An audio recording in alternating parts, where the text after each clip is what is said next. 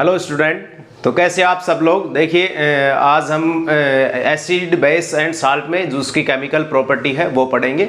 अब तक हमने देखिए एसिड बेस एंड साल्ट का इंट्रोडक्शन हमने देख लिया था, एसिड और बेस की हमने फिजिकल प्रॉपर्टी देख ली थी। नेक्स्ट अब हम आज स्टार्ट करेंगे इसकी केमिकल प्रॉपर्टी के बारे में। देखिए केमिकल प्रॉपर्टी मतलब वो किस प्रकार से रिएक्शन करता है और किससे रिएक्शन करता है, इस चीज़ को हम देखेंगे। फिजिकल प्रॉपर्टी में हमने देखा था उसके मतलब किस प्रकार से वो बिहेव करता है, उसके आपको फिजिकल बाहर से आप उसको किस प्रकार से डिटेक्ट कर सकते हैं कि ये एसिड है या बेस है। ठीक है, नेक्स्ट अब हम देखेंगे chemical property acid and base की थी। फर्स्ट है रिएक्शन विद मेटल्स। देखिए रिएक्शन विद मेटल्स में देखिए सबसे पहले हम देखेंगे कि एसिड किस प्रकार से रिएक्ट करता है जब हम उसकी रिएक्शन मेटल से करवाते हैं। ठीक है, नेक्स्ट देखिए अब हमें मान लीजिए एक एसिड दे रखा है, एसिड की अगर हम मेटल के साथ रिएक्शन करवाते हैं, मेटल के साथ रिएक्शन करवाने पर क्या होता है, एसिड की अगर मेटल के साथ रिएक्शन करवाते हैं तो क्या मिलता है, साल्ट और हाइड्रोजन गैस निकलती है। ठीक है, क्या बनेगा, एसिड की मेटल के साथ रिएक्शन करवाते हैं तो क्या निकलता है, क्या बनता है, साल्ट बनता है और हाइड्रोजन गैस निकलती है। ठीक है, हाइड्रोजन गैस निकलती है। देखिए इसमें क्या होता है, एसिड जो होंगे, एसिड के साथ क्या होगा, हाइड्रोजन होगा। हाइड्रोजन होगा, जैसे मान लीजिए आपके एक एग्जाम्पल दे रखा है, Zn ले लिया हमने मेटल और एक H2SO4 ले लिया। ठीक है, H2SO4 देखिए हमने क्या देखा था, रिएक्टिविटी सीरीज हमने देखी थी, उसी हिसाब से होगा। ये ऐसा नहीं है कि कोई भी मेटल आकर इसको हाइड्रोजन को हटा देगी, वही हाइड्रोजन वही जो मेटल हटाएगी जो हाइड्रोजन से ऊपर होगी। रिएक्टिविटी सीरीज हमने देखी थी, रिएक्टिविटी सीरीज हमने जब देखी थी उसमें हमने देखा था कि जो हाइड्रोजन से ऊपर वाले जो मेटल्स हैं वही हाइड्रोजन को डिस्प्लेस कर पाएंगे। बाकी जो हमने हाइड्रोजन से नीचे जब हमने देखा था, हाइड्रोजन से नीचे कौन कौन से थे, CO था, एक Hg था, Ag था, Au था एंड Pt था।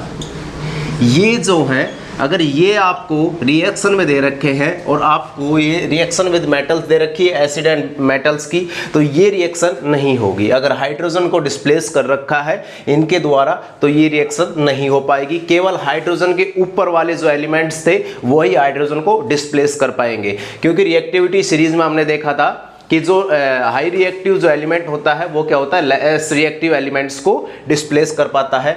तो यहाँ पे क्या है, हाइड्रोजन से नीचे आते हैं तो ये लेस रिएक्टिव है, हाइड्रोजन मोर रिएक्टिव है, तो ये क्या है, ये हाइड्रोजन को डिस्प्लेस नहीं कर पाएंगे। तो ये जो जहाँ पे भी अगर मेटल के रूप में इनका उपयोग कर रखा है इस रिएक्शन में, तो ये रिएक्शन नहीं होगी, ये इसको हाइड्रोजन को डिस्प्लेस नहीं कर पाएंगे। ठीक है, तो ये आपको एक एग्जाम्पल था बताने का, इसको हम डिटेल से देखेंगे। इसमें क्या देखा है हमने, जो Zn है वो H2SO4 से रिएक्शन कर रहा है, तो इसमें क्या होगा, Zn है जो वो H को यहाँ पे से डिस्प्लेस कर देगा। क्यों करेगा, क्योंकि Zn है जो रिएक्टिविटी सीरीज में क्या आता है, ऊपर आता है हाइड्रोजन से, तो ये इसको डिस्प्लेस कर देगा। लेकिन ये अगर ये मेटल्स अगर आपको दे रखी है तो ये हाइड्रोजन को डिस्प्लेस नहीं कर पाएंगे, क्योंकि रिएक्टिविटी सीरीज में ये नीचे आती है, लेस रिएक्टिव होती है, और हाइड्रोजन क्या है, मोर रिएक्टिव है। तो लेस रिएक्टिव जो एलिमेंट्स हैं वो मोर रिएक्टिव एलिमेंट्स को डिस्प्लेस नहीं कर पाएंगे। तो इसको इसमें देखिए हाइड्रोजन गैस और निकल रही है, इसके लिए हमें एक टेस्ट करना पड़ेगा। आपके जो एक एक्टिविटी दे रखी है वो एक्टिविटी हम देखेंगे, इसमें उसमें Zn ले रखा है और H2SO4 डाइल्यूट H2SO4 ले रखा है, और उससे देखिए हाइड्रोजन गैस किस प्रकार से निकल रही है। उसका टेस्ट करने के लिए क्या करना पड़ेगा, हमें पोप साउंड टेस्ट करना पड़ेगा। हमने देखा था फर्स्ट चैप्टर में भी हमने देखा था कि हाइड्रोजन का पता लगाने के लिए क्या करना पड़ता है, हमें पोप साउंड टेस्ट करना पड़ता है। देखिए एक जलती हुई मोमबत्ती को हम इस रिएक्शन के पास लेके जाएंगे, जब ये रिएक्शन करेंगे अगर उसमें से हाइड्रोजन निकल रही है और मोमबत्ती को अगर हम उसके पास लेके जा रहे हैं तो क्या पोप साउंड के साथ वो जलेगा। मैंने बताया था दोनों होठों को मिलाकर जब एक साउंड निकलता है तो उसे क्या कहते हैं, पोप साउंड कहते हैं। तो अगर हाइड्रोजन के बारे में अगर हाइड्रोजन गैस निकल रही है तो वहाँ पे क्या होगा, पोप साउंड के साथ वो जलेगा। तो इन चीज़ों को ध्यान रखना है। अगर मोमबत्ती को ले जाने पर पॉप साउंड निकल रहा है तो हाइड्रोजन गैस निकल रही है, इसके लिए हमें क्या करना पड़ेगा, पॉप साउंड टेस्ट करना पड़ेगा। इसको नोट डाउन कीजिएगा। हम रिएक्शन के साथ देखेंगे किस प्रकार से वो हाइड्रोजन गैस निकल रही है, एक्टिविटी के साथ देखेंगे किस प्रकार से हो रहा है। देखिए, तो हमने रिएक्शन विद मेटल्स में एसिड को देखा है। एसिड में हमने क्या करना है, मेटल्स लेनी है, एसिड के साथ रिएक्शन करवाना है, तो उसमें क्या बनेगा, साल्ट बनेगा और उसमें H2 गैस निकलेगी। देखिए, H2 गैस पता करने के लिए हमें क्या करना पड़ेगा, टेस्ट ऑफ हाइड्रोजन गैस के लिए हमें एक पोप साउंड टेस्ट करना पड़ेगा। देखिए, इसमें क्या है, एक रिएक्शन आपको दे रखी है, इसमें एक एक्टिविटी दे रखी है, उसमें आपको क्या ले रखा है, Zn ले रखा है, Zn के क्रिस्टल उसमें डाल रखे हैं और डाइल्यूट H2SO4 ले रखा है। जब इनकी रिएक्शन आपस में करवाई जाती है तो क्या बनता है, ZnSO4 बनता है और हाइड्रोजन गैस निकलती है। ठीक है, हाइड्रोजन गैस निकल रही है, इसका पता करने के लिए हमें क्या करना पड़ेगा, पॉप साउंड करना पड़ेगा। देखिए, उस जो बीकर है उसके पास हम क्या लेके जाएंगे, एक मोमबत्ती लेके जाएंगे, जलती हुई मोमबत्ती लेके जाएंगे। और जलती हुई मोमबत्ती अगर हाइड्रोजन गैस निकल रही है और हाइड्रोजन गैस जलती हुई मोमबत्ती के साथ रिएक्शन करेगी तो उसमें क्या होगा, पॉप साउंड के साथ वो आवाज़ करेगा। ठीक है, तो हमें पता चल जाएगा कि कौन सी गैस निकल रही है, हाइड्रोजन गैस निकल रही है। ये आपकी एक्टिविटी दे रखी थी, तो ये एक्टिविटी में हाइड्रोजन गैस का पता करने के लिए हमें क्या करना पड़ेगा, पॉप साउंड टेस्ट करना पड़ेगा। Zn ने H को डिस्प्लेस क्यों कर दिया, क्योंकि ये Zn जो है हाइड्रोजन से मोर रिएक्टिव होता है। रिएक्टिविटी सीरीज हमने देखी थी, उसमें हमने देखा है कि Zn है जो हाइड्रोजन से ऊपर आता है रिएक्टिविटी सीरीज में, तो इसको डिस्प्लेस कर देगा और यहाँ पे क्या बनेगा, ZnSO4 बन जाएगा और हाइड्रोजन गैस रिमूव हो जाएगी। तो एसिड वाला हमने देख लिया है, इसको नोट डाउन कीजिएगा। इसके लिए हमें हाइड्रोजन गैस निकल रही है, उसके लिए क्या करना पड़ेगा, पॉप साउंड टेस्ट करना पड़ेगा। अब इसके नेक्स्ट हम इसमें देखेंगे बेस के बारे में, इसको नोट डाउन कीजिएगा पहले। हाँ, तो हमने एसिड के साथ जो रिएक्शन है मेटल की वो हमने देख ली है। अब हम देखेंगे बेस के साथ किस प्रकार से रिएक्शन होती है। देखिए, हमें कोई बेस दिया हुआ है, बेस की जब हम रिएक्शन मेटल के साथ करवाते हैं, मेटल के साथ रिएक्शन करवाने पर वही हमें जो एसिड में प्राप्त हुआ था, salt and hydrogen gas, same वही चीज़ें हमें बेस के साथ प्राप्त होंगी। जब हमने बेस की मेटल के साथ रिएक्शन करवाई तो हमें क्या प्राप्त होगा, साल्ट और हाइड्रोजन गैस रिमूव हो जाएगी। ठीक है, अब इसका एक एग्जांपल देख लीजिए, सेम वही चीज़ें जिस प्रकार से हमने एसिड में किया था वही चीज़ें हो जाएंगी। इसका एक एग्जांपल देख लीजिए, NaOH, ये क्या होता है, बेस होता है। इसकी हमने Zn मेटल के साथ अगर रिएक्शन करवाते हैं तो इसमें क्या होगा, Na2 ZnO2 और हाइड्रोजन गैस इसमें रिमूव हो जाएगी।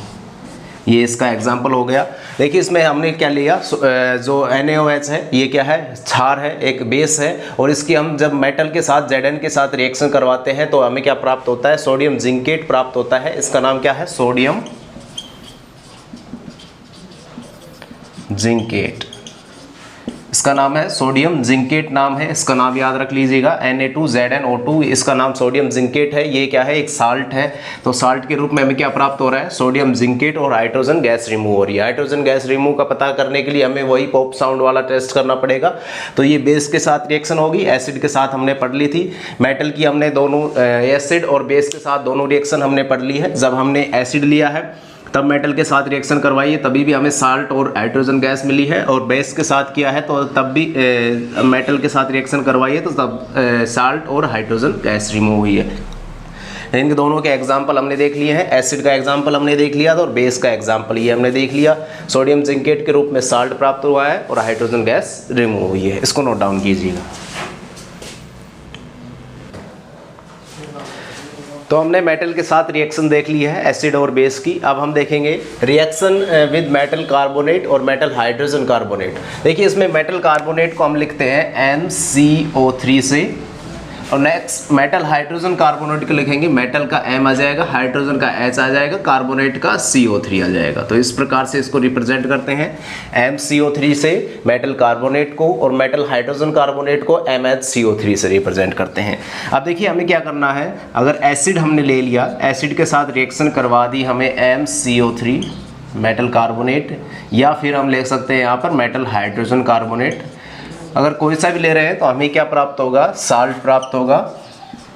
नेक्स्ट, साल्ट के साथ हमें क्या प्राप्त होगा, CO2 गैस और H2O जो जल है वो रिमूव। तो क्या होगा, जब हमने एसिड के साथ रिएक्शन करवाई मेटल कार्बोनेट की और मेटल हाइड्रोजन कार्बोनेट की रिएक्शन करवाई तो हमें क्या प्राप्त होगा, प्रोडक्ट के रूप में साल्ट प्राप्त होगा और CO2 गैस रिमूव होगी और हाइड्रोजन H2O है वो प्राप्त होगा। देखिए, यहाँ पे CO2 का पता करने के लिए हमें जो एक लाइम वाटर टेस्ट करना पड़ता है। लाइम वाटर टेस्ट भी हम फर्स्ट चैप्टर में पढ़ चुके हैं, आपको दोबारा रिवीजन करवाऊंगा मैं किस प्रकार से करते हैं। तो इसमें आप अभी तक इतना याद रख लीजिए, जब हमने एसिड के साथ रिएक्शन करवाई मेटल कार्बोनेट और मेटल हाइड्रोजन कार्बोनेट की, तो हमें साल्ट प्राप्त हुआ, CO2 गैस प्राप्त हुई और H2O के रूप में हमें प्रोडक्ट प्राप्त हुआ, जल प्राप्त हुआ। ठीक है, तो ये रिएक्शन है, ये इसकी जो मेटल कार्बोनेट और एसिड के साथ जब हम रिएक्शन करवाते हैं, ये इसकी रिएक्शन है। तो इसको आप नोट डाउन कीजिएगा। आपके जो एसिड है मेटल कार्बोनेट के साथ, मेटल हाइड्रोजन कार्बोनेट के साथ साल्ट देता है और CO2 गैस देता है। CO2 गैस का पता करने के लिए हमें लाइम वाटर टेस्ट करना पड़ेगा और H2O के रूप में और प्रोडक्ट प्राप्त होगा हमें। तो इसको नोट डाउन कीजिए।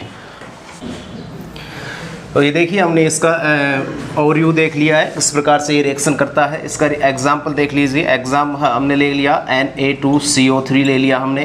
Na क्या है, मेटल और CO3 है। ये हमने इसके साथ रिएक्शन करवाई, किसकी, एसिड की, HCl की रिएक्शन करवाई, तो हमें क्या प्राप्त होगा, NaCl प्राप्त होगा। और फिर सेम प्रोडक्ट ये CO2 और H2। ये सभी रिएक्शन में जब हम जो मेटल कार्बोनेट है और मेटल हाइड्रोजन कार्बोनेट है, जब इसके साथ एसिड की रिएक्शन करवाएंगे तो ये दो CO2 और H2O है, ये तो हमें सभी रिएक्शन में प्राप्त होंगे। और ये इसके साल्ट के रूप में कुछ भी जो आपको रिएक्शन दे रखा है उसके हिसाब से कुछ भी प्राप्त हो सकता है।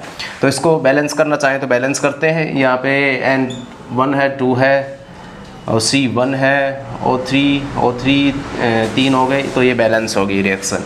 ये इसी प्रकार से ये क्या है, मेटल कार्बोनेट है और इसी प्रकार से मेटल हाइड्रोजन कार्बोनेट के साथ हम लेंगे, मेटल हाइड्रोजन कार्बोनेट के साथ। तो नेक्स्ट है Na मेटल हाइड्रोजन कार्बोनेट के साथ जब हमें HCl की रिएक्शन, HCl क्या है, एसिड है, तो इसकी रिएक्शन करवाते हैं तो हमें NaCl प्राप्त होगा और ये जो प्रोडक्ट है CO2 और H2O के रूप में ये सेम प्रोडक्ट प्राप्त होगा। तो ये है सबसे पहला है मेटल जो कार्बोनेट है, मेटल कार्बोनेट की जब Na2CO3 के साथ HCl के साथ रिएक्शन करवाई तो 2NaCl plus CO2 and H2O। तो यहाँ पे ये देखिए यहाँ पे 2 और लगा लीजिए, रिएक्शन बैलेंस हो जाएगी। नेक्स्ट अब हमें क्या करना है, ये जो मेटल हाइड्रोजन कार्बोनेट है वो हमने ले लिया, उसके साथ एसिड की रिएक्शन करवाई तो NaCl के रूप में साल्ट प्राप्त हुआ, CO2 प्राप्त हुआ और H2O प्राप्त हुआ। अब देखिए ये रिएक्शन तो हमने ये इसका एग्जाम्पल तो हमने देख लिया है। अब देखिए हमने बताया था कि ये CO2 जहाँ निकलती है इसका पता करने के लिए हमें क्या करना पड़ेगा, लाइम वाटर टेस्ट करना पड़ेगा। लाइम वाटर टेस्ट करना पड़ेगा। लाइम वाटर किसके लिए, CO2 जो रिमूव हो रही है उसका पता करने के लिए हमें क्या करना पड़ेगा, लाइम वाटर टेस्ट करना पड़ेगा। हमने देखा था, आपको जो फर्स्ट चैप्टर है उसमें भी हमने बताया था। अब एक बार और देखेंगे, पहले इसको नोट डाउन कीजिएगा। इसके जो एग्जाम्पल दे रखे हैं एसिड के साथ रिएक्शन किस प्रकार से होती है, उसका एग्जाम्पल जो दे रखा है उसको नोट डाउन कीजिएगा, फिर हम लाइम वाटर टेस्ट देखेंगे। तो हमें देखिए एसिड में जब CO2 गैस रिमूव हो रही थी, इसमें जो मेटल हाइड्रोजन कार्बोनेट है, मेटल कार्बोनेट के साथ जब रिएक्शन करवा रहे थे एसिड की, तो उसमें क्या रहा है, CO2 गैस रिमूव हो रही थी। उसके लिए हमें क्या करना पड़ेगा, लाइम वाटर टेस्ट करना पड़ेगा और उसे क्या कहते हैं, टेस्ट ऑफ CO2 कहते हैं। ठीक है, लाइम वाटर टेस्ट करने के लिए देखिए हमने जो फर्स्ट चैप्टर पढ़ा था, हमने क्या देखा था, जो हम कैल्शियम ऑक्साइड जो लेते हैं, CaO लेते हैं, जब उसकी H2O के साथ रिएक्शन करवाते हैं तब हमें क्या प्राप्त होता है, कैल्शियम हाइड्रोक्साइड प्राप्त होता है। तो कैल्शियम हाइड्रोक्साइड क्या होता है, कैल्शियम COH का होल ट्वाइस, ये कैल्शियम हाइड्रोक्साइड प्राप्त होता है। जब हमने देखा था कि ये जो कैल्शियम हाइड्रोक्साइड है जब हम कली के रूप में दीवारों पे करते हैं तब वो क्या होता है, कुछ समय के बाद क्या हो जाता है, गहरा हो जाता है। उसके गहरे होने का रीजन क्या बताया था मैंने, कि जो एनवायरनमेंट में मौजूद CO2 है, कार्बन डाइऑक्साइड है, वो इसके साथ रिएक्शन कर लेती है और रिएक्शन करने के बाद क्या प्राप्त होता है, कैल्शियम कार्बोनेट प्राप्त होता है। और ये कैल्शियम कार्बोनेट क्या होता है, एक वाइट प्रेसिपिटेट होता है, मतलब ज़्यादा गहरा वाइट होता है। प्रेसिपिटेट हम कैसे कह सकते हैं, तो वाइट प्रेसिपिटेट के रूप में कैल्शियम कार्बोनेट प्राप्त होता है। इसका देखिए इसके कारण क्या होता है, इस रिएक्शन में हमने क्या किया है, इसको कैल्शियम हाइड्रोक्साइड लिया, जो हाइड्रोक्साइड लिया है उसकी CO2 के साथ रिएक्शन करवाई तो हमें क्या प्राप्त, कैल्शियम कार्बोनेट प्राप्त हुआ है।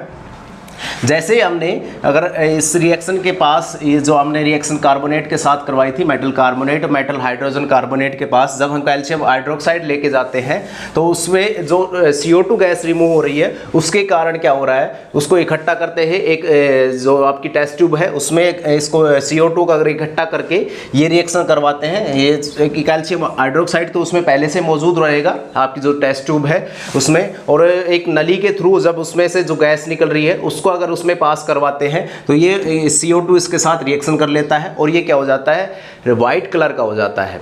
तो हमें क्या पता चलता है कि इसमें जो गैस निकल रही है वो कौन सी है, CO2 है। वाइट प्रेसिपिटेट के रूप में जैसे रिएक्शन करवाते हैं तो परख नली में क्या हो जाता है, वाइट कलर का अपीयरेंस आने लग जाता है, जिसे मिल्की अपीयरेंस भी कहते हैं, मिल्की अपीयरेंस भी कहते हैं। तो वाइट कलर का हो जाता है, इसे मिल्की मतलब दूध के कलर का वाइट जो होता है तो कैल्शियम कार्बोनेट के रूप में प्राप्त होता है। देखिए आपको और भी आगे दे रखा है कि जब हमने इसमें क्या किया, एक्सिस में अब ये हमें मिल्की अपीयरेंस प्राप्त हो गया। अब हमने क्या किया, जो रिएक्शन है उसमें जो कार्बन डाइऑक्साइड गैस निकल रही है उसको एक साथ बंद कर दिया उस बॉक्स को, और उसमें एक परख नली के थ्रू निकाल के ये जो कैल्शियम कार्बोनेट है इसमें क्या किया, जो CO2 गैस निकल रही थी CO2 अब एक्सिस में हो गई है। एक्सिस मतलब अधिक मात्रा में, CO2 अगर अधिक मात्रा में हो गई है तब हमें क्या प्राप्त होगा, CaHCO3 का होल ट्वाइस। ये क्या होता है, कैल्शियम बाइकार्बोनेट। ठीक है, ये क्या प्राप्त हुआ, जब हमने जो कैल्शियम कार्बोनेट है उसको एक्सिस में CO2 पास करवाई उसके साथ, तो क्या प्राप्त होगा, कैल्शियम बाइकार्बोनेट प्राप्त हुआ, CaHCO3 का होल ट्वाइस। ये प्राप्त होगा अगर एक्सिस में हमने CO2 इसमें जो प्राप्त एक्सिस में इसके साथ रिएक्शन करवा दी है तो कैल्शियम बाइकार्बोनेट प्राप्त होगा। अब क्या होगा, ये जो कैल्शियम बाइकार्बोनेट है ये क्या होता है, कलरलेस होता है। ये क्या है, कलरलेस हो। तो कलरलेस होने के साथ साथ अब क्या होगा, यहाँ पे क्या था, मिल्की अपीयरेंस था, तो इसका क्या होगा, मिल्की अपीयरेंस क्या हो जाएगा, डिसअपीयर हो जाएगा। मिल्कीनेस जो इसका था वो अब क्या हो जाएगा, डिसअपीयर हो जाएगा, मतलब ये अब कलरलेस हो जाएगा। इसमें किसी प्रकार से वाइट कलर का कोई भी सब्सटेंस, मतलब इसमें वाइट कलर का अब ये नहीं रहेगा, इसका कलर क्या हो जाएगा, रिमूव हो जाएगा। तो एक्सिस में जब हमने कैल्शियम कार्बोनेट की CO2 के साथ रिएक्शन करवाई तो क्या प्राप्त हो जाएगा, कैल्शियम बाइकार्बोनेट जो कलरलेस होता है इसके साथ क्या हो जाएगा, मिल्कीनेस जो है वो डिसअपीयर हो जाएगी। और इसमें CO2 के लिए ये टेस्ट था, हमने देखा था कैल्शियम का जो ऑक्साइड होता है उसके साथ अगर हमने रिएक्शन करवाई CO2 की तो उसमें कैल्शियम कार्बोनेट प्राप्त हुआ, और कैल्शियम कार्बोनेट के एक्सिस के साथ एक्सिस में CO2 के साथ रिएक्शन करवाई तो कैल्शियम बाइकार्बोनेट प्राप्त हुआ जो क्या होता है, कलरलेस होता है। तो ये टेस्ट हो गया लाइम वाटर टेस्ट, किसका है, टेस्ट ऑफ CO2 का। एसिड के साथ रिएक्शन हमने देख लिया, नेक्स्ट हम देखेंगे बेस के साथ रिएक्शन। तो देखिए हमने एसिड के साथ जो आपका मेटल कार्बोनेट है, मेटल हाइड्रोजन कार्बोनेट है, उसकी रिएक्शन हमने देख ली है। अब हम देखेंगे बेस के साथ रिएक्शन। देखिए हमें बेस के साथ जब मेटल कार्बोनेट, बेस के साथ जब हम मेटल कार्बोनेट और मेटल हाइड्रोजन कार्बोनेट की रिएक्शन करवाते हैं तो हमें ये रिएक्शन नहीं हो पाती है। देखिए इसका रीज़न क्या है, आप एक बार सोचिएगा, इस वीडियो को पॉज कीजिएगा यहाँ पे और एक बार सोचकर आपको आपका जवाब तैयार करना है कि ये जो रिएक्शन है बेस के साथ रिएक्शन क्यों नहीं हो पा रही है। ठीक है, तो सोचिएगा। देखिए हमने क्या किया है, बेस लिया है, बेस की हमने क्या कर दी, मेटल कार्बोनेट और मेटल हाइड्रोजन कार्बोनेट के साथ रिएक्शन करवा दी है। तो इसमें क्या हम क्या कर रहे हैं कि ये रिएक्शन नहीं हो पाएगी।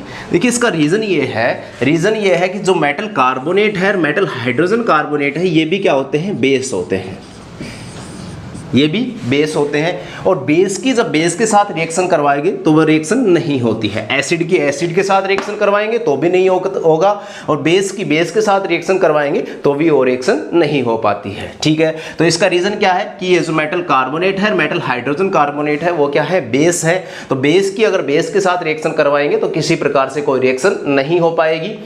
ठीक है, तो ये रिएक्शन नहीं हो पाएगी। अगर यहाँ पे एसिड है तो एसिड के साथ अगर हम बेस की करवा रहे हैं तो हमें क्या प्राप्त हो रहा था, साल्ट प्राप्त हो रहा था। तो उसका रीज़न क्या है, रीज़न एसिड के साथ बेस की करवा रहे थे, तो साल्ट का प्राप्त होने का रीज़न क्या था कि हमने ये क्या है मेटल कार्बोनेट ये और मेटल हाइड्रोजन कार्बोनेट ये क्या है बेस है, तो एसिड की जब हमने बेस के साथ रिएक्शन करवाई थी तो साल्ट प्राप्त हुआ था। और यहाँ पे हमने क्या किया, बेस के साथ रिएक्शन करवाई है तो हमें क्या प्राप्त हो रहा है, ये रिएक्शन हम क्या देखेंगे, रिएक्शन नहीं हो रही है, तो क्योंकि बेस के साथ बेस की रिएक्शन नहीं हो पाती है। ठीक है, तो इसको नोट डाउन कीजिएगा। तो देखिए हमने आज दो रिएक्शन हमने पढ़ ली है, जो आपकी एक जो मेटल के साथ किस प्रकार से एसिड और जो बेस हैं वो किस प्रकार से रिएक्शन करते हैं, दोनों मेटल और जो मेटल है वो बेस के साथ भी रिएक्शन करता है और जब आपका एसिड है उसके साथ भी रिएक्शन करता है। नेक्स्ट हमने देखा है, देखिए आपका जो मेटल कार्बोनेट है, मेटल हाइड्रोजन कार्बोनेट है, उसके साथ हमने देख लिया एसिड मेटल हाइड्रोजन कार्बोनेट और मेटल कार्बोनेट के साथ दोनों के साथ रिएक्शन करता है, बेस नहीं करता है, क्योंकि मेटल कार्बोनेट और मेटल हाइड्रोजन जो कार्बोनेट है वो क्या होते हैं, बेस होते हैं, और बेस के साथ रिएक्शन नहीं हो पाती है। ठीक है, कहीं पे भी अगर आपको बेस मिल जाए और दूसरा भी बेस मिल जाए तो आपस में वो रिएक्शन नहीं करते हैं, एसिड और बेस की आपस में रिएक्शन होगी। तो आप आज हमने दो ये देख लिए हैं, नेक्स्ट वीडियो में आपकी जो आपकी केमिकल जो प्रॉपर्टी है वो हम कंप्लीट कर देंगे, यहाँ तक इसको आपको याद रखना है। और नेक्स्ट वीडियो में हमें इसकी 3 और रिएक्शन बच रही है वो हम नेक्स्ट वीडियो में देखेंगे। तो हमारे चैनल को देखिए सब्सक्राइब करके जाइएगा और जो भी वीडियो अपलोड करते जा रहे हैं उनको लाइक कीजिएगा, और आपके जो भी सजेशन है या आपके कोई भी सवाल है तो कमेंट बॉक्स में ज़रूर बताइएगा। Thank you guys.